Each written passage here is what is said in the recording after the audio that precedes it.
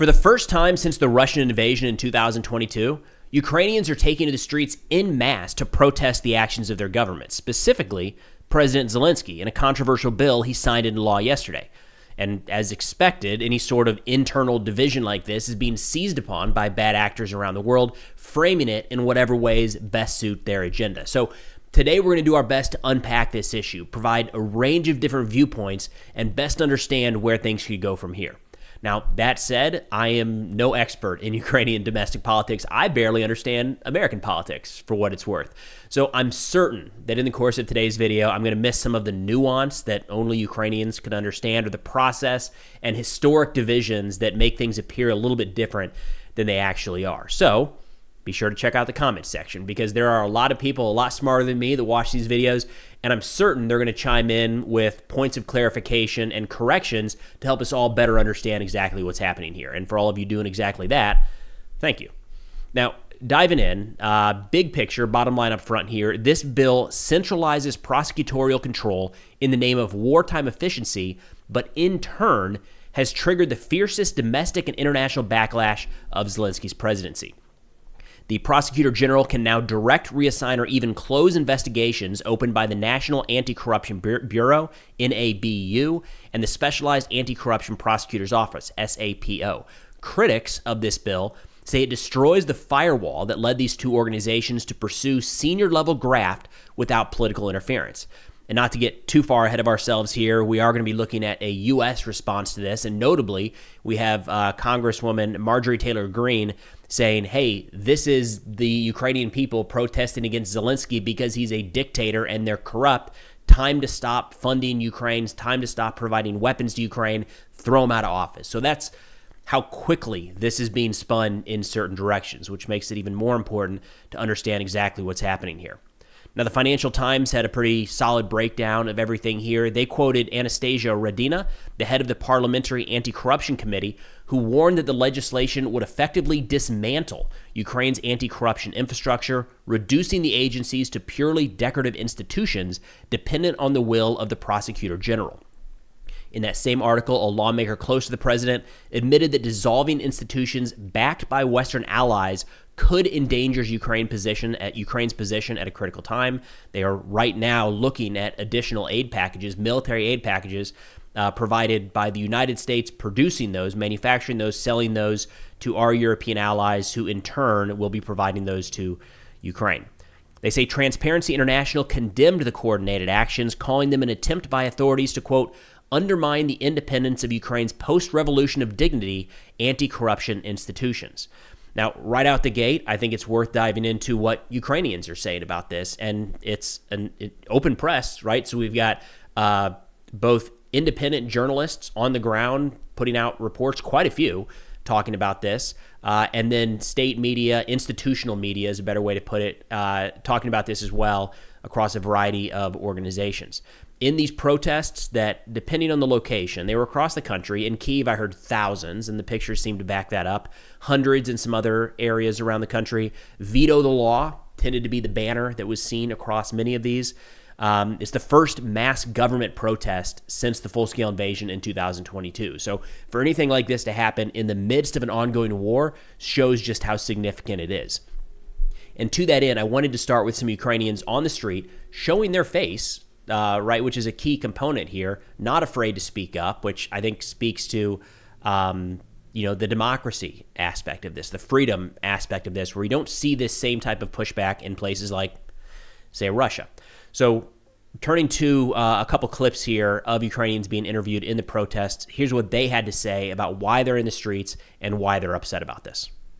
I'm here today because I am against the law that our government is trying to provide, which basically destroys Ukrainian anti-corruption achievements that we received during since Revolution of Dignity. I was a kid in 2014 when my country fought for independence from President Yanukovych dictatorship, and now we see that today's government takes these laws that take our country back to this 2013-14 period. We want to address our president right now that he has to veto this law because it's against basic democracy and independence of anti-corruptional institutions in our country. Then turning to some more institutional Ukrainian organizations here, the Kyiv Post ran a couple different articles, one written by Timothy Ash, who's been studying and writing about Ukraine for 35 years, who had an article titled, "Zelensky Presents Putin with PR Gift." He said this is obviously and clearly another setback in the fight against corruption. It is simply ridiculous for the new prosecutor general to argue that corruption is not that big of a problem in Ukraine. Sure, the fight for survival against Russia is the number one challenge, but I would argue second is the fight against corruption. Another article published just today in the Kyiv Post was titled, quote, "On Threat to Independence of Ukraine's Anti-Corruption Infrastructure." Now, this was actually a statement republished in the Kyiv Post by the U.S. Chamber of Commerce, where they say, quote, "We call on President Zelensky to continue supporting the independence of anti-corruption institutions in Ukraine and not sign the proposed legislation." Well, he did sign the proposed legislation yesterday, and from everything I've seen, the majority of the feedback, including from Ukrainians, is not in favor of this at this point. President Zelensky, nonetheless, a few hours later, made his first public address, saying, quote, "The anti-corruption infrastructure will work, only without Russian influence. Everything needs to be cleaned of this, and there must be more justice." Now, this came on the heels of some raids into these organizations where they did find a variety of laws that had been broken, everything from minor traffic violations, which should not set off all that many alarm bells, all the way to what they say is treason, and some of these folks actually working directly with Russia. That appears to be what spurred on this relatively rapid, major change, a change that is getting the most domestic and international pushback since the war began. I think we got Helly coming to join us again here. Yep, she's wandering around. New doggo. Just got her a couple days ago, so you're going to see her walking through the background from time to time. Now, I think it is important to look at the reception that this is receiving in Russia and how... There she goes. Good girl. So the reception of how this is being framed in Russia right now. Rybar, media outlet there, says, if in Washington they decide to put Zelensky aside, then this episode will be the formal pretext. The media will trumpet this as the starting point for the so-called Ukraine's retreat from democracy. So a change of president is necessary. And you're going to see this kind of mirrored a little bit in some U.S. media here in a second, especially from Marjorie Taylor Greene, which tends to be kind of the most extreme anti-Ukraine view in the United States. But nonetheless, they're seizing upon that of Zelensky is the problem. He is the one acting against the will of the Ukrainian people. Therefore, he must be replaced if we're set to move forward at all. Two Majors, a Russian mill blogger here, says, quote, "Now in Ukraine, there is no one at all to monitor the theft of money, even American money, and no one inside the country will make claims for the funds already stolen. No transparency of power, no alternative opinion, no possibility for the residents of Ukraine to break out of this medieval state. The only options are extortion, the SBU, fear, and death." I think the live protests being streamed and citizens taking to the streets, not covering their faces and speaking out against this probably pushes back on the idea that there's no alternative opinion allowed in Ukraine. I mean, there's international journalists on the ground there and domestic journalists covering this, with a lot of people speaking out against the government. I think that the mayor of Kyiv was on the ground pushing back against this. So there's clearly room for a difference of opinion. But nonetheless, we're seeing that this is kind of the route that a lot of Russian media is taking, that this is the Ukrainian president clamping down on society and closing it off once and for all. Russian media TASS was a little broader. They didn't have much of an opinion piece here, really just reporting what happened. They said Vladimir Zelensky is hampering agreements to settle the conflict in Ukraine, so Washington should stop its military support to the government. And they quote U.S. lawmaker Marjorie Taylor Greene in that statement, which is a good transition here to some of the reception here in the United States. The most important one, I think, to watch right now is how the people that are very much opposed to any support for Ukraine are handling this, because it'll give us an idea of the narrative of how this is going to be presented. She says, quote, "Huge protests erupt in Kyiv against Ukrainian President Zelensky as he is a dictator and refuses to make peace and end the war. Good for the Ukrainian people. Throw him out of office. and America must stop funding and sending weapons. Now, that is not a very genuine assessment of what's happening here. If you look at the protests, which, again, no doubt are the largest since the war began, and they are protesting against President Zelensky, they are protesting against this specific bill.